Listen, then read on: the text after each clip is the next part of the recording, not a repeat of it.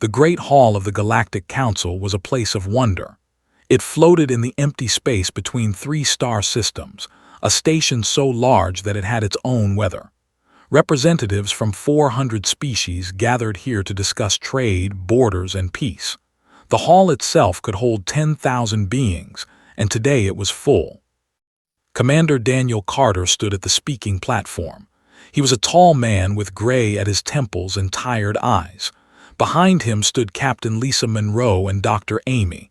They wore the simple blue uniforms of Earth's diplomatic corps. No weapons, no armor, just three humans standing before the gathered might of the galaxy. The Galactic Council had known humans for 47 years. In that time, humanity had earned a reputation. They were clever traders, good scientists, emotional, yes, but ultimately harmless. Their bodies were soft. Their lives were short. They had no natural weapons, no claws, no venom, no thick skin. Many species wondered how humans had survived long enough to reach the stars. "Honored representatives," Daniel said, his voice calm, "I come before you today with a warning." A low murmur passed through the hall. The translator devices carried his words to every ear and mind present. "For the past 3 years, my colleague Doctor has studied the expansion patterns of the Dominion." Daniel gestured to Amy, who stepped forward with a display device. Star maps appeared in the air above the platform. "They have consumed 11 species in the past century," Amy said. "They do not negotiate. They do not trade. They take what they want and destroy what they cannot use. Their next targets are here, here, and here." She pointed to 3 star systems. All of them bordered human space. Ambassador In of the Federation laughed. He was a tall being with silver skin and 4 arms. His people were old, powerful, and had little patience for younger species. "The humans are afraid," In said. "This is not surprising. Fear is natural for prey species." Several representatives laughed with him. Daniel did not react. He had expected this. "We are not afraid for ourselves," Daniel said. "We are afraid for you." The laughter stopped. Confusion replaced it. "They believe we are weak," Daniel continued. "They see our soft bodies. They see our short lives. They see that we have never fought a war in space. They think we will be easy to conquer." "And they would be correct," said High Arbiter, leader of the Dominion.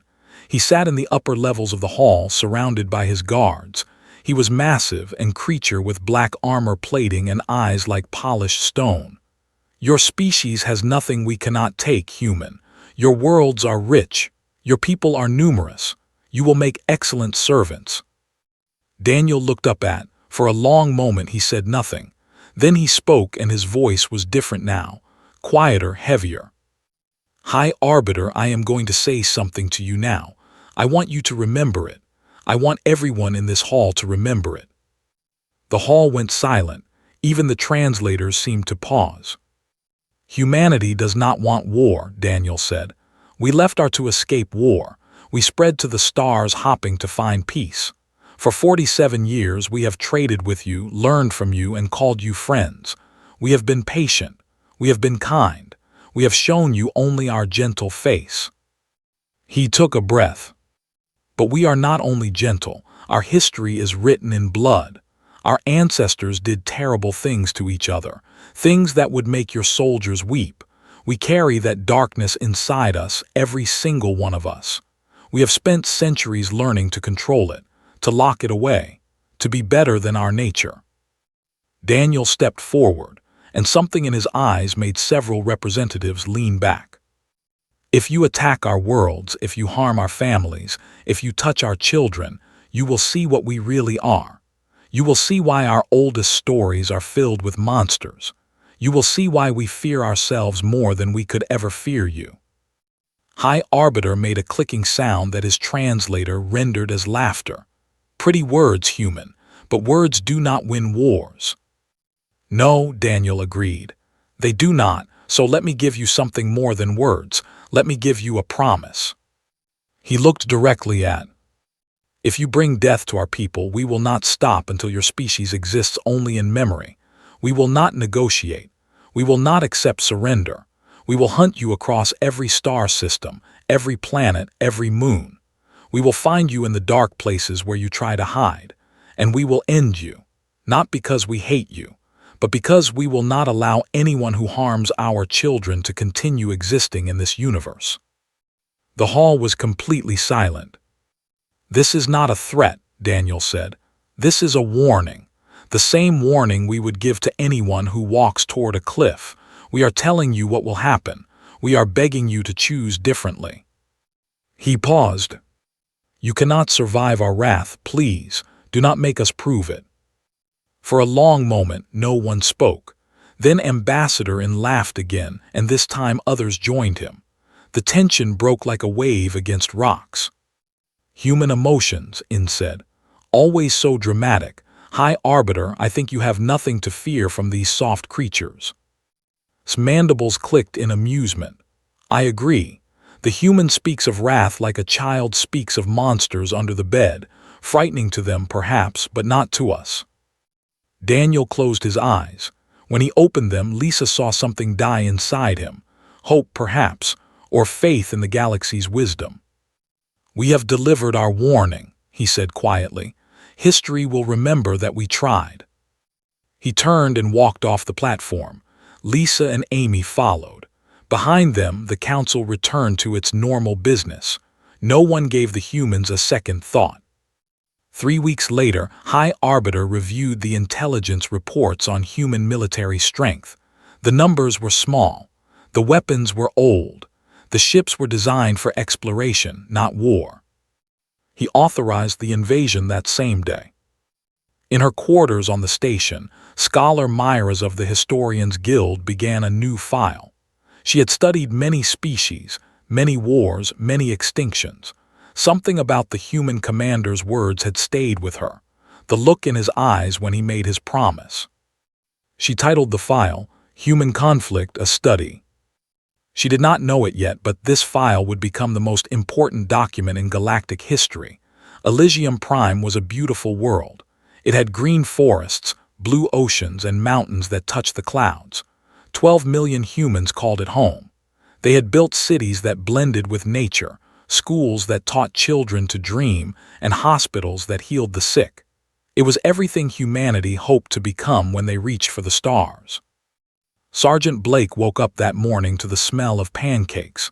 His wife Jenny was cooking breakfast. His daughter Lily, 7 years old, was drawing pictures at the kitchen table. "Daddy, look," Lily said, holding up her drawing. "I made a spaceship." Smiled and kissed her forehead. "That's beautiful, sweetheart. Maybe one day you'll fly one." 3 hours later, the sky turned black with ships. The attack came without warning. They did not announce themselves. They did not demand surrender. They simply began killing. Dropships fell like rain across 5 continents. Soldiers poured out by the thousands. Was at the military base when the first explosions hit. He grabbed his weapon and ran outside. What he saw made his blood freeze. They were not taking prisoners. They were not capturing territory. They were exterminating.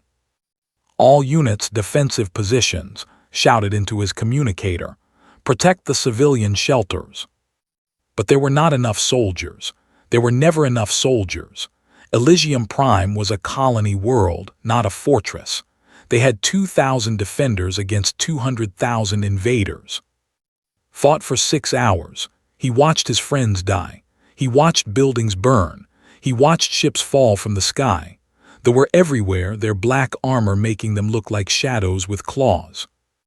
At some point, stopped thinking about victory. He started thinking about survival. He made his way home through burning streets. Bodies lay everywhere. Human bodies, old and young, men and women, children. When he reached his house, the door was broken. Inside, everything was destroyed. He found Jenny in the living room. She had tried to protect Lily. Could see that from the way she had fallen, her body curved around her daughter like a shield. It had not been enough. Fell to his knees. He did not scream. He did not cry. Something inside him simply broke, like a machine that had been pushed too hard. He sat there in the silence of his ruined home, holding his wife's hand until soldiers found him 3 hours later. They did not kill him. They made him watch as they recorded their victory. They wanted humanity to see what happened to species that threatened the Dominion. Was one of 200 survivors on Elysium Prime. 12 million people, reduced to 200, kept alive to spread fear. The broadcast reached Earth 6 hours later. Every screen, every device, every speaker carried the images. They wanted humanity to see. They wanted humanity to understand their place in the galaxy. Admiral Cole was in his office when the broadcast arrived.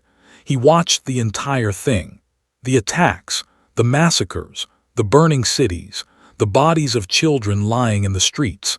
He watched Blake's empty eyes as they dragged him before cameras. When the broadcast ended, sat in silence for a long time. Then he stood up and walked to his window. Outside, the city of New Seattle continued its normal day. People walked to work. Children went to school. Life continued, unaware that everything had changed. Picked up his communicator. He did not call the president. He did not call the council. He called one person. "Daniel," he said when the connection opened, "are you watching?" "Yes," Daniel Carter's voice was barely human. "I'm watching." "What do we do?" Silence, then Daniel spoke again. "We do what we promised." For 6 hours, every human communication channel went silent. No broadcasts, no messages, no signals of any kind. The galaxy watched and waited, expecting surrender negotiations. Some species felt pity for the soft humans. Others felt nothing at all. They celebrated their easy victory. Then the silence ended. Admiral Cole appeared on every screen in the galaxy. He stood in front of a massive window. Behind him, Earth floated in the darkness of space. His face was calm. His voice was steady. He spoke 3 words. "Remember Elysium Prime." The screen changed to show orbital shipyards around Earth. Shipyards that were supposed to be empty. Shipyards that were supposed to be abandoned. Ships began emerging from them, not dozens, not hundreds, thousands. "They believe they know us," continued. "They are wrong. For 47 years we showed the galaxy our hope. Now we will show them our history." Across human space, hidden installations came to life. Weapons platforms that had been disguised as communication satellites began changing shape. Mining ships revealed hidden armor and weapons. Colony ships opened bays filled with fighters. "We tried to warn you," said. "We begged you to choose peace. You chose to murder our children instead." His eyes found the camera. "There will be no negotiations. There will be no treaties. There will be no mercy for those who participated in this attack. We are not soldiers fighting for territory. We are parents who watched their children die. We are husbands who lost their wives. We are a species that has been reminded why we feared ourselves." The broadcast ended. Human ships began moving toward space. The largest military mobilization in galactic history had begun, and it had taken less than a day. Scholar Myra's watched from her station near the galactic core. She had studied many species. She had seen many wars, but she had never seen anything like this. She added a note to her file. "I have made an error in my initial assessment. I wrote that humans were soft. I wrote that they were emotional but harmless. I was wrong. They are not soft. They were gentle by choice, and they have stopped choosing." On a prison ship, Blake sat in his cell. He heard the guards talking about the human response. They sounded confused, worried. Did not smile. He had forgotten how to smile. But somewhere deep inside him, beneath the broken parts, something began to burn. It felt like hope. It felt like justice coming. Captain Lisa Monroe stood on the bridge of the battleship Relentless. Around her, 300 human warships moved through space like wolves hunting prey. They made no sound. They sent no messages. They simply moved fast and silent toward the outpost at station. "Captain," her sensor officer said, "the station has detected us. They're sending a distress call." Lisa nodded. Let everyone hear what happens next. Station was a major military base. It held 50,000 soldiers, 200 warships, and enough weapons to conquer a dozen worlds. The commander, a veteran of 30 campaigns, watched the human fleet approach with amusement. "Only 300 ships," he said to his officers. "The humans are more foolish than I thought. Launch all fighters, destroy them." 200 warships moved to intercept. Thousands of fighters filled the space between them. They had numbers and experience. They had fought wars across the galaxy for centuries. The battle lasted 7 minutes. Lisa watched her tactical display as human ships cut through the fleet like fire through paper. The enemy did not understand what was happening. Their weapons hit human shields and did nothing. Human weapons hit armor and tore it apart. "They're retreating to the station," her tactical officer reported. "Follow them," Lisa said. "No one escapes." The commander died still trying to understand how this was possible. Human ships were supposed to be weak. Human weapons were supposed to be old. Human tactics were supposed to be primitive. He did not know that humanity had spent 47 years preparing for a war they hoped would never come. He did not know that every human ship was equipped with technology decades ahead of anything the galaxy had seen. He did not know that human military academies had studied every war in galactic history, learning from every victory and defeat. When the last ship fell, Lisa opened a communication channel. Her message was broadcast across the galaxy. "Station has fallen. Time of engagement 7 minutes. Casualties 52,000 military personnel. Human casualties 0. This is not a battle. This is a lesson." She paused. "To the Dominion, we are coming. To everyone else, do not interfere." The Galactic Council called an emergency session. Representatives who had laughed at Daniel Carter now demanded that humanity stop its attack. They called it excessive. They called it dangerous. They called it a threat to galactic stability. Ambassador In, the same one who had called humans a prey species, stood before the council with anger in his voice. "The humans must be stopped," he declared. "This level of violence is unacceptable. We must form a coalition to bring them to heel." Daniel Carter appeared on the council's screens. He looked older than he had 3 months ago. His eyes were hollow. His voice was flat. "Ambassador In," Daniel said, "when they announced their plan to attack our colonies, you called us a prey species. When I warned you what would happen, you laughed. When 12 million of our people died, including 2 million children, you sent your condolences and did nothing." Daniel leaned forward. "And now you want us to stop. Now you want to form a coalition against us." The council chamber was silent. "You had 47 years to stand with us," Daniel continued. "You had 47 years to help us build a galaxy where this war was not necessary. You chose to laugh. You chose to watch. You chose to do nothing while our people burned." His voice did not rise. It did not need to. "This is no longer your concern. Stay out of our way and we will not harm you. Interfere and you will learn the same lesson they are learning." The screen went dark. The council sat in silence. No coalition was formed. In the weeks that followed, human fleets appeared across space. Military bases fell one after another. Supply lines were cut. Communication networks were destroyed.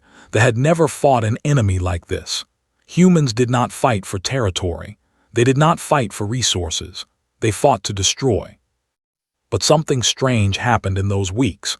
Something that confused the galaxy. Human soldiers killed every arm they found. They showed no mercy to military targets.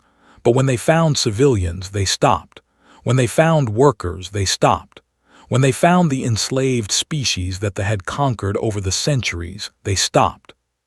They stopped and they helped. A factory world surrendered after its military garrison was destroyed. Human soldiers landed expecting resistance. Instead, they found thousands of alien slaves, species they had captured and forced to work. Sergeant Blake, now leading a special operations unit, was the first human to enter the main factory. He found a small creature hiding behind a machine, shaking with fear. It looked up at him with eyes too large for its face. "Please," it said in broken common language. "Please not hurt. I do what you say, please." Knelt down. He put his weapon on the ground. He held out his hand. "We're not here to hurt you," he said. "We're here to set you free." The creature stared at him. In 200 years of rule, no one had ever said those words. Across the galaxy, the story spread. Humans were destroying the military with terrifying efficiency, but they were freeing slaves. They were protecting civilians. They were building shelters for refugees. Scholar Myra's updated her file with trembling hands. "I understand now. Human wrath is not blind rage. It is focused, precise. They do not hate all life. They hate those who harm the innocent. Their anger has a purpose, and that purpose is protection. This makes them more dangerous, not less. An enemy that cannot control itself can be manipulated. An enemy that can choose exactly who to destroy and who to save cannot be stopped." High Arbiter received the reports from his military commanders. Every report was worse than the last. He began making plans to flee to the galactic core. He did not know it yet, but there was nowhere far enough to run. 18 months after the massacre of Elysium Prime, the Dominion was dying. Their military had lost 700,000 soldiers. Their fleet was scattered and broken. Their supply lines were destroyed. World after world fell to human forces, not through massive battles, but through precise strikes that left military installations in ruins while civilians remained unharmed. The galaxy had never seen war fought this way. Most species conquered through overwhelming force. They destroyed everything and rebuilt from the ashes. Humans did something different. They removed only the parts they wanted removed. They cut away the infection and left the body alive. Warlord N, the greatest military commander that had produced in 3 centuries, sat in his command ship and stared at the strategic map. Red markers showed human fleet positions. They were everywhere. Every route he planned, they predicted. Every trap he set, they avoided. Every ambush he prepared, they turned against him. "How are they doing this?" he asked his officers. "We have fought 100 species. None of them fought like this." No one had an answer. No one wanted to admit the truth that N was beginning to understand. Humans were not winning because they had better ships or bigger armies. They were winning because they had spent their entire history fighting each other. Every tactic they used, humans had seen before. Every strategy they attempted, humans had perfected centuries ago. They were fighting a species that had turned war into a science and then spent generations trying to forget that science existed. Now they remembered. High Arbiter fled to the galactic core, to a hidden station that only a handful of beings knew existed. He believed he was safe. He believed the humans would eventually stop. They would run out of resources. They would grow tired. They would accept a peace treaty. He was wrong about all of these things. Commander Daniel Carter stood on the bridge of the flagship Unity. They had tracked his escape route through 17 star systems. They had followed every clue, every signal, every whisper of information. Now they were here, at the edge of known space, looking at a station that was supposed to be invisible. "He thought he could hide," Lisa Monroe said, standing beside Daniel. "They always think they can hide," Daniel replied.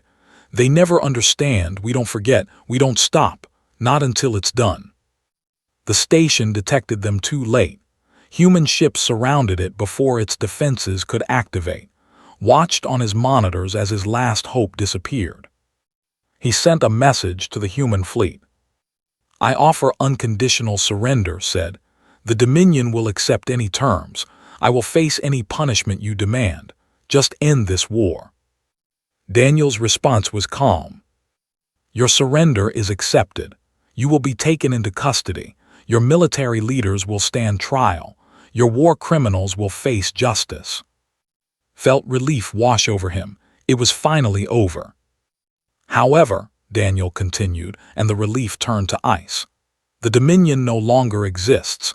Your species will survive, but your empire is finished.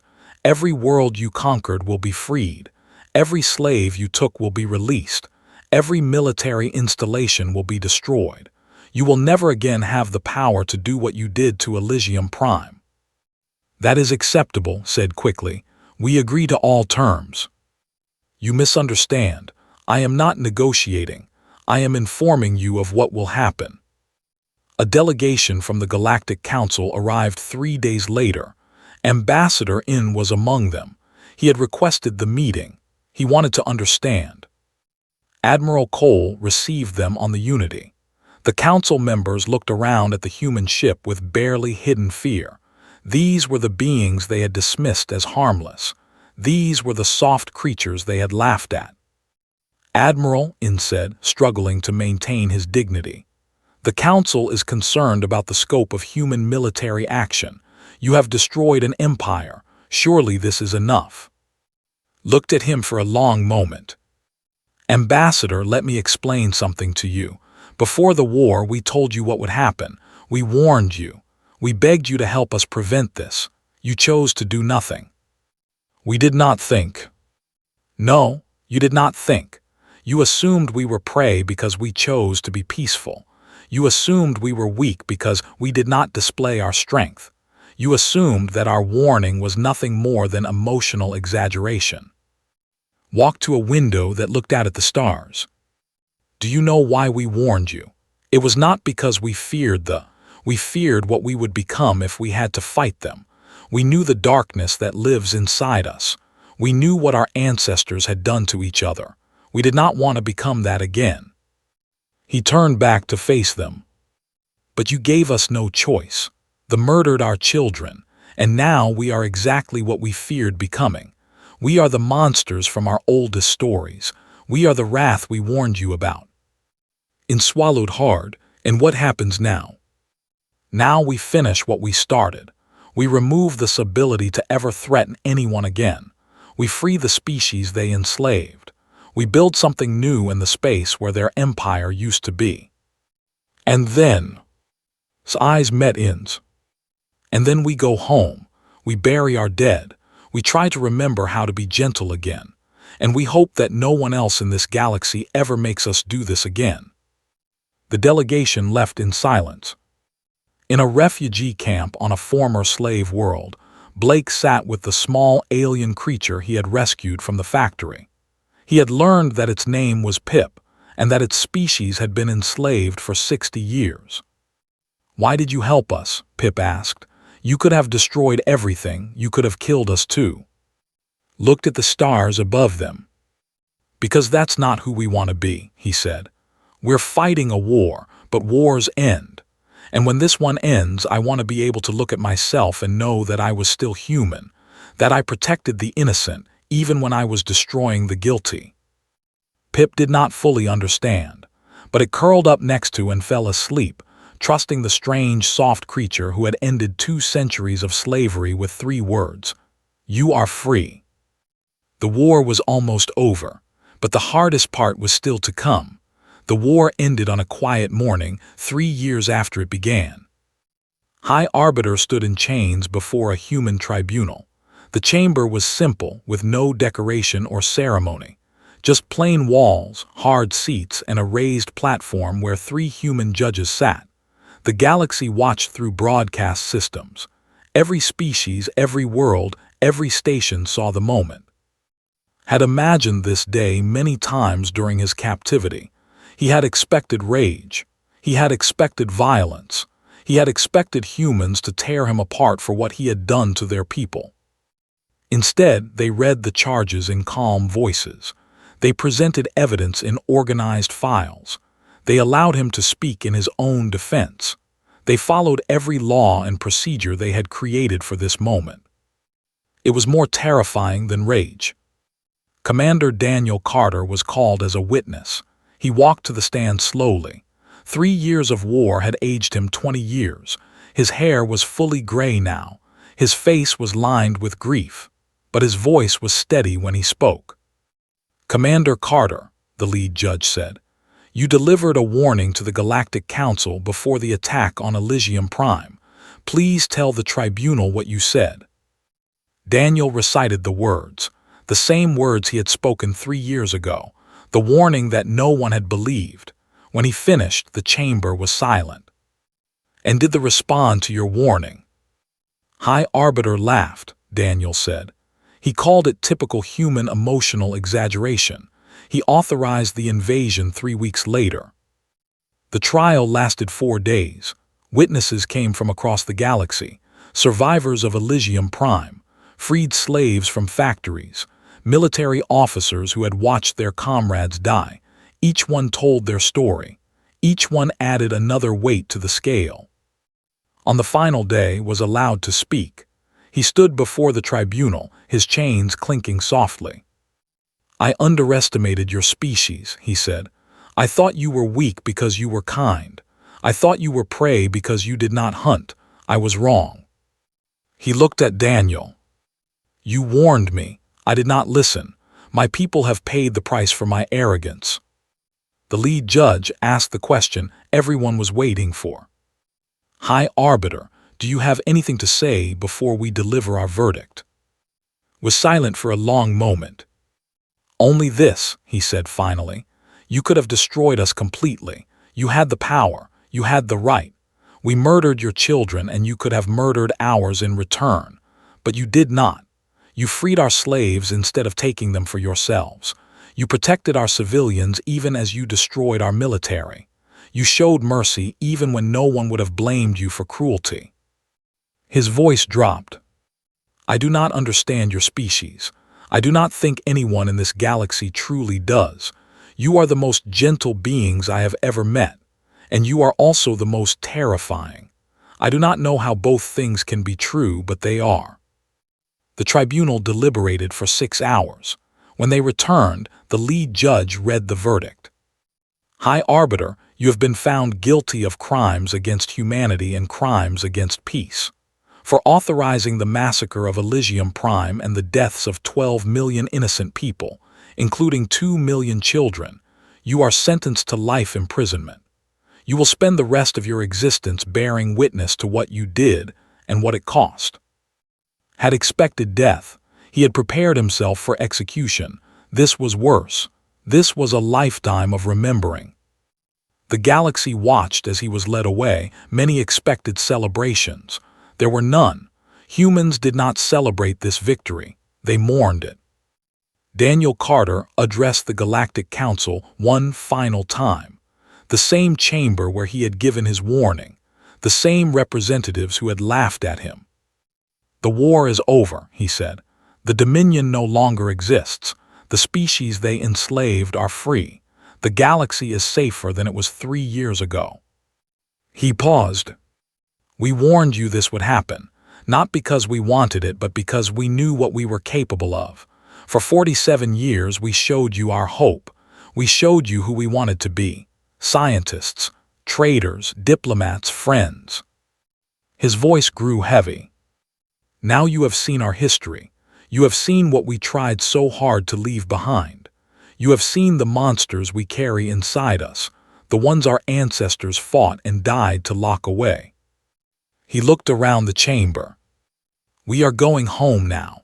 We are going to bury our dead. We are going to rebuild what was destroyed. We are going to try desperately to become gentle again." His eyes found Ambassador in. "We hope that no one ever makes us do this again, because next time we might not be able to stop. Next time the darkness might win." He turned and walked out of the chamber. No one tried to stop him. No one spoke. 3 months later, humanity from galactic politics. Their ships returned to their space. Their diplomats came home. They asked only for one thing: time to heal. The Galactic Council created new laws called the Elysium Accords. Every colony world in the galaxy was now protected. Any attack on civilian populations would be considered a crime against all species. Any species that committed such a crime would face united response. Scholar Myra's completed her historical record. It became required reading for every species that joined galactic civilization. The final chapter was titled The Nature of Humanity. She wrote, "Humans are not warriors. They are guardians who were forced to become warriors. They do not seek battle, they seek peace. But when peace fails, when the innocent are harmed, they become something else, something ancient and terrible, something their ancestors knew well." Her final words spread across the galaxy. "Treat humans with kindness and they will be the best friends your species has ever known. They will trade with you fairly. They will share their knowledge freely.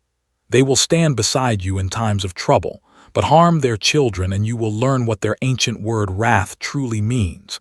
It is not anger. It is not hatred. It is something colder, something more patient, something that does not rest until justice is done." On the ruins of Elysium Prime, Blake stood alone. He held a small toy in his hands, a stuffed animal that had belonged to his daughter Lily. He had found it in the wreckage of his home, somehow undamaged. Behind him, construction machines worked to rebuild the colony. New families would live here someday. New children would play in these streets. Life would continue. But would never forget. None of them would. He placed the toy on a memorial stone that listed the names of everyone who had died. 12 million names, 2 million of them children. "I kept my promise," he whispered. "We made them pay for what they did. We made sure no one else will suffer the way you did." He stood there for a long time, watching the sunset on a world that was learning to live again. 20 years had passed since the human war. The galaxy had changed. Old empires had grown cautious. New alliances had formed. Trade routes that once avoided human space now passed through it willingly. The Elysium Accords had prevented 3 wars before they started. Every species remembered what had happened. Every species remembered why. On a small space station near the galactic core, Scholar Myers received visitors every day. Diplomats, students, historians, all came to speak with the being who had written the most famous document in galactic history. Her work on humanity had been translated into 4,000 languages. It was taught in every school, on every world, to every child who would one day take their place in galactic society. Today, her visitor was young, a small alien creature with eyes too large for its face, wearing the robes of a junior historian. Myers recognized the species immediately. "You are," she said. "Your people were slaves of the—" "Yes, honored scholar," the young one said. "My grandmother was freed by human soldiers during the war. She told me stories about them. I want to understand them better." Myers gestured for the young historian to sit. "Understanding humans is the work of a lifetime," she said. "I have spent 20 years studying them, and I still discover new things." "The stories say they are terrifying," the young one said. "But my grandmother said they were gentle. She said a human soldier carried her to safety and gave her food when she was too weak to walk. Which story is true?" Myra smiled, a gesture she had learned from her human friends. "Both stories are true," she said. "That is what makes humanity so unique. They carry 2 natures inside them. One is the gentlest soul you will ever meet. The other is the most dangerous creature in the galaxy. They choose which one to show the world."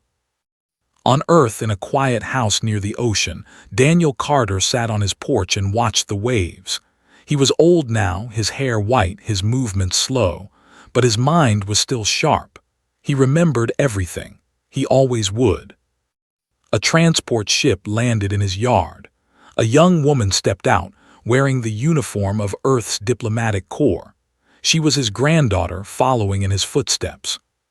"Grandfather," she said, sitting beside him, "the council has invited you to speak at the anniversary memorial, 20 years since the war ended." Daniel shook his head. "I've said everything I need to say. Let others speak now." "They want to hear from you. They want to hear the warning again." Daniel looked at her with tired eyes.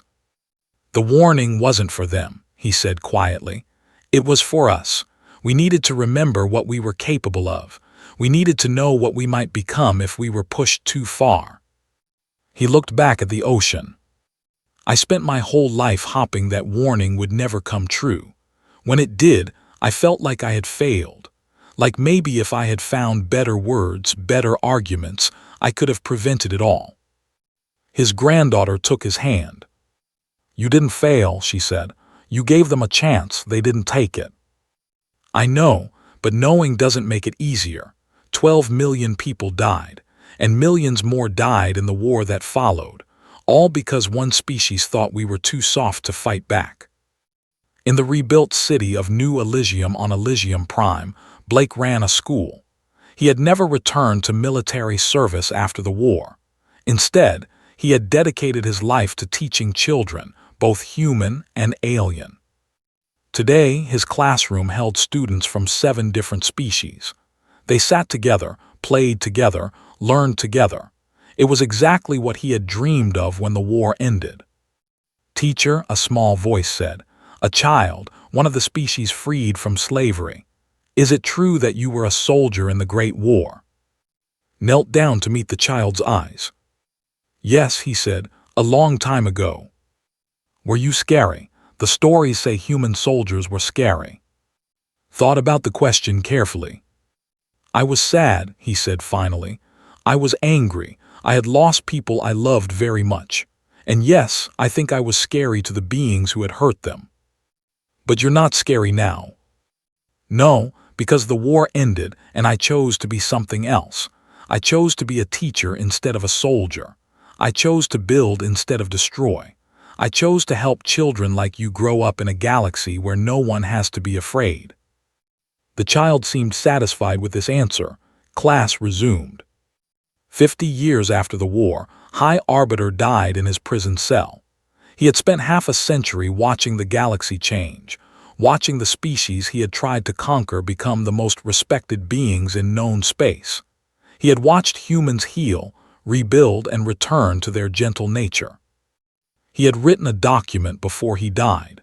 It was released after his death, translated into every language, broadcast to every corner of the galaxy.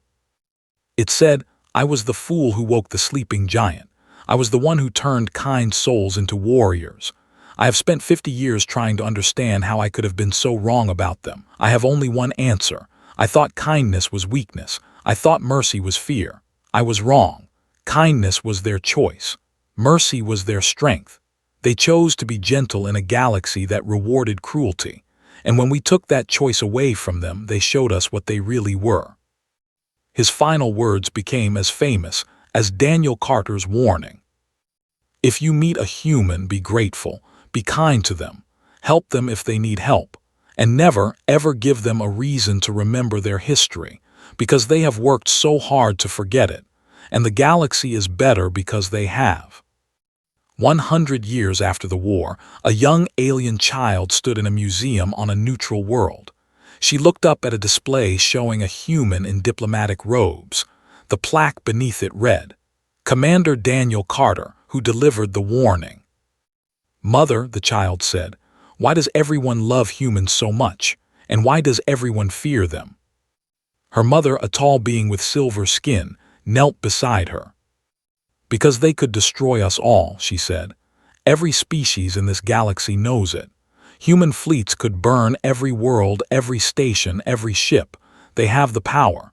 They proved it 100 years ago. Then why don't they?" Her mother smiled. "Because they choose not to. Every day they wake up and choose to be kind. They choose to trade instead of take. They choose to heal instead of harm.